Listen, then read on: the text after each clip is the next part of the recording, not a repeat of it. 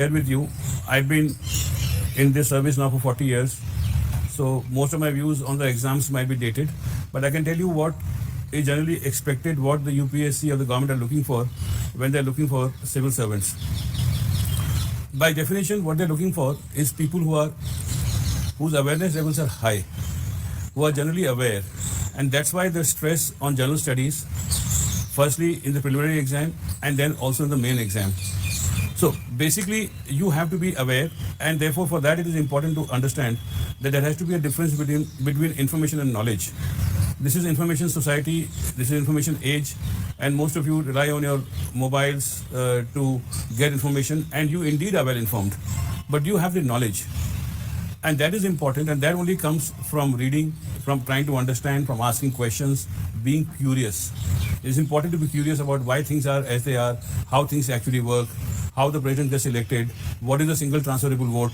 These are issues that you need to understand and be aware of.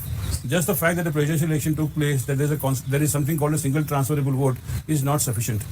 As a matter of fact, if you look at the paper this year, the General Studies prelim paper this year, most of you who have taken the exam this year would probably think that it's a very difficult paper. But actually it's a very good paper because it's testing your knowledge. It's not testing your mugging capability or your information capability, your information base. It's actually testing your knowledge. So no, there are question after question I can quote where no coaching center and no book by itself is sufficient. So I'm not saying don't go to a coaching center. I'm not saying don't look at the books published for purposes of competitive exams. But what I'm saying is you have to go beyond that. And going beyond that means making understanding, making knowledge part of your growing up, part of your living. You have to live and breathe knowledge. You have to understand it all the time at every place you look at it. You have to read. You must read newspapers. You must read magazines. You must read, for example, a magazine like The Economist. Unless you read, you're never going to be able to come up to the standards that papers like this are setting. I'll give you an example. You look at the question this year on the paper on the issue of settlement of debt by a debtor. And the question is, which is the method by which a creditor has to accept the settlement of debt? Now, unless you know what a negotiable instrument is, what is the meaning of negotiable instrument, what is the status in law, you can't answer that question. And no coaching class, whether IT based, whether the one that requires your physical presence, is ever being going to teach you this. Similarly, you might know, for example, very few of your books may have had, but I'm sure no coaching class taught you what CRISPR is. But there's a question on CRISPR technology in the paper. And that again comes from reading. If you had read papers, if you read the science section of The Economist, you would have known what CRISPR is. And you could have answered that question quite easily. So I can go on question after question on this. They test your history in a different manner. So they ask you, they give you a list of events and say that tell us which happened first, which happened later. They're not asking you when was such and such leader born, or when was he died, or when he became king, or when he became emperor. They will never ask you a question like that. So they're always going to test your knowledge. In geography, for example, they have tested you quite differently this time. So in geography, they ask you that which of the following four cities has the longitude closest to Delhi.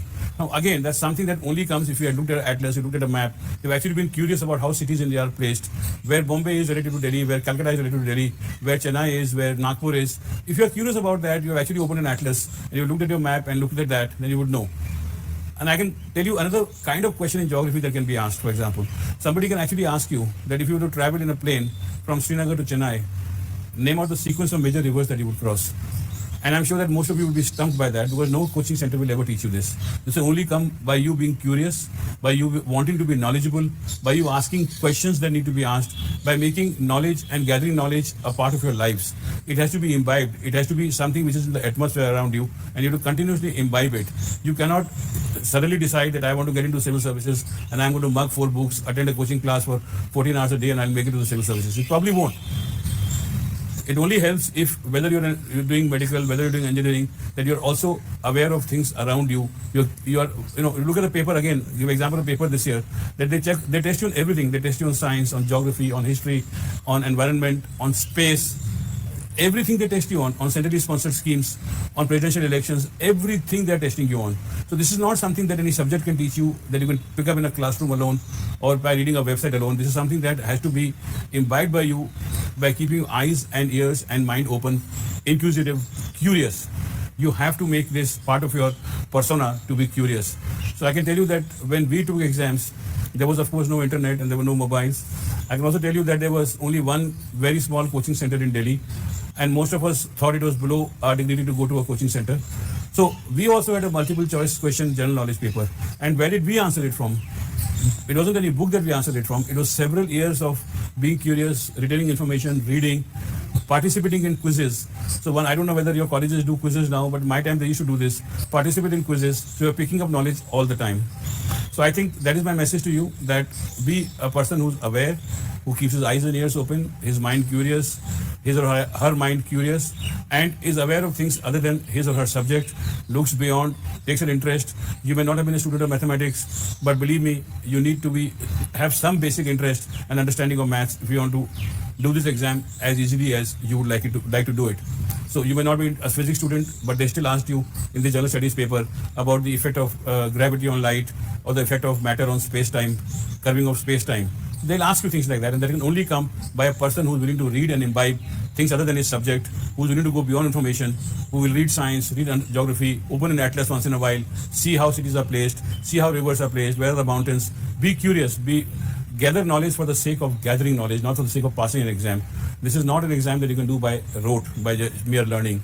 So yes, I will conclude by saying that the kind of examination that you're appearing for, just going to a coaching center or just reading one or two books in the market is not sufficient.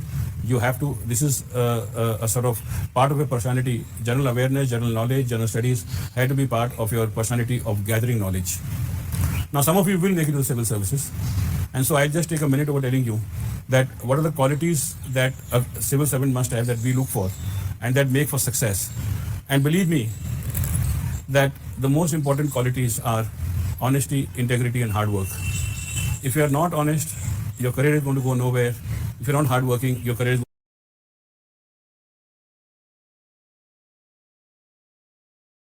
nowhere.